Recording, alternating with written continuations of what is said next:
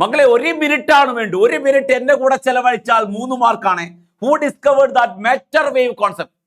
Matter wave തരംഗ സ്വഭാവവും എന്താ കണികാ സ്വഭാവവും, മാറ്റർ വേവ് കോൺസെപ്റ്റ്. മാറ്റർ ആയിട്ടും വേവ് ആയിട്ടും സഞ്ചരിക്കുക.